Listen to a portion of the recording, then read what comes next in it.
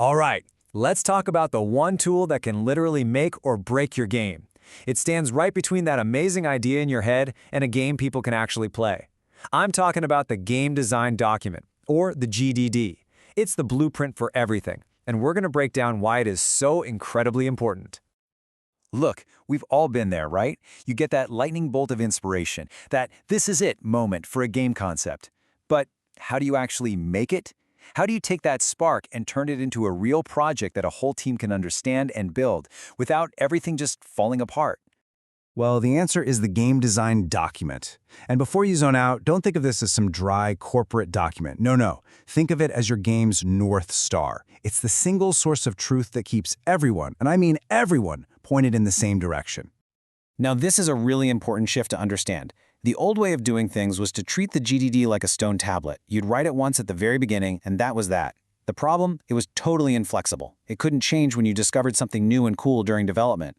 The modern way, the better way, is to treat it like a living blueprint. It's a dynamic hub that grows and evolves right along with the game itself. So, what is its main job? It's all about alignment. It gets your programmers, your artists, your designers, even the marketing team, all on the same page, building toward a unified vision. It's what stops your artist from making assets for a fantasy game while your writer is scripting a sci-fi epic. It saves so much time and headache. Okay, so where do you even start with one of these things? Well, the first big chunk of any good GDD is all about nailing down that core, high-level idea. You can think of this as your game's elevator pitch. It has to make an impression, and it has to do it fast. You need to answer 3 simple questions. What is this game? Who are we making it for? And maybe most importantly, what makes it special? Get this part right, and you can get anyone, an investor, a publisher, a new team member excited in just a couple of minutes. And talk about a perfect example, just look at this. Prepare to die. 3 little words, that's it. But it tells you everything you need to know about the tone, the challenge, and the core promise of Dark Souls. It is an absolute masterclass in getting your core idea across. So from that core idea, you boil it down even further into your unique selling propositions, your USPs. These aren't just a laundry list of features. These are the 3 to 5 absolute pillars that make your game stand out. Think of the Nemesis system in Shadow of Mordor. These USPs become your guide. When you're in the trenches and have to make a tough call about what to cut, you go back to these. If a feature doesn't support one of your USPs, it's probably not as essential as you think. Okay, we've got the big picture vision. Now let's dive into the absolute heart of the experience, the gameplay itself. This is the stuff that actually makes a game fun to play. And when we talk about gameplay, the single most critical concept is the core gameplay loop. This is that fundamental cycle of actions that the player is going to do over and over and over again. It's the engine that drives the whole experience. If this loop isn't fun, it doesn't matter how great your graphics are or how epic your story is, the game just won't work. And what's wild is that psychologically, almost every great gameplay loop is built on this super simple but super powerful cycle. First, the game gives you a challenge. Then, you take an action using the tools the game has given you. And finally, you get a reward. Points, loot, progress, whatever. This simple little cycle is incredibly addictive, and it's the foundation of pretty much every game you've ever loved. And you can see this pattern everywhere. Take a first-person shooter. The tiny moment-to-moment loop is spot an enemy, shoot the enemy, move up. But that feeds into a bigger loop of entering a room, finding weapons, and clearing that room. Same for an RPG.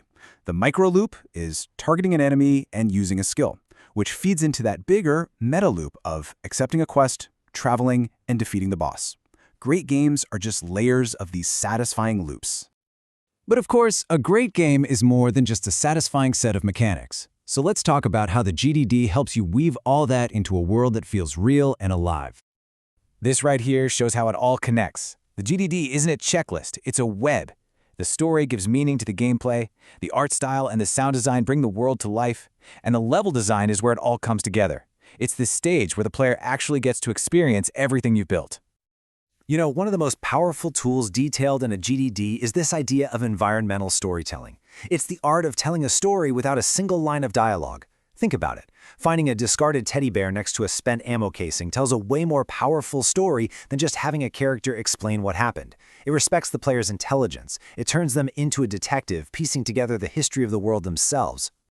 Okay, so you've got the vision, you've defined the mechanics, you've imagined this incredible world. How does the GDD help you turn all of that into an actual, honest-to-goodness game that someone can ship? It becomes your roadmap. The GDD is the direct input for your whole production plan, and it helps you to find these major milestones. You start with a quick and dirty prototype just to answer one question. Is the core loop fun? Then you build a vertical slice, one polished level to set the quality bar for the whole game. Alpha means all your features are in. Beta means all your content is in. And finally, Gold Master means you're ready to ship. The GDD guides you through this whole journey.